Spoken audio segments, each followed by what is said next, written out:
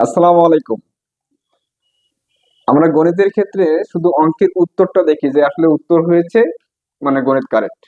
আমরা অনেকেই কিন্তু গণিতের যে বানানগুলো আছে এই বানানগুলো আমরা খেয়াল করি না।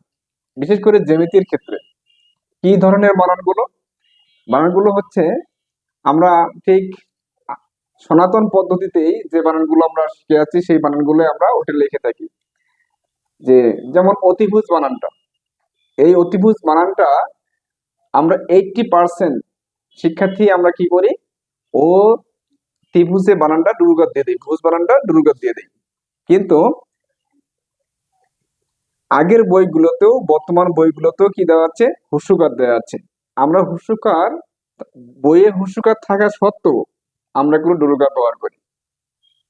তাহলে এই বানানের দিকে আমাদের খেয়াল দিতে হবে, খেয়াল করতে হবে। আর একটা বিষয় হচ্ছে ত্রিভুজের ক্ষেত্রে, চতুর্ভুজের ক্ষেত্রে, বহুভুজের ক্ষেত্রে, মানে এই যে ভুজ বানানটা, এই ভুজ বানানটা নিয়েই আমি কথা বলতেছি। এই ভুজ বানান যেখানেই আমরা ব্যবহার করব সেখানেই আমরা হস্যকার ব্যবহার করব, কখনো আমরা দীর্ঘকার ব্যবহার করব না। ভুজ, ত্রিভুজ, ত্রিভুজ তো হস্যকার, চতুর্ভুজ হস্যকার, বহুভুজ হস্যকার, অতিভুজ হস্যকার। তাহলে আমরা কেন এই ভুজ বানানটা দীর্ঘকার লিখবো? আশা করি আপনারা বুঝতে পারছেন। আসসালামু আলাইকুম।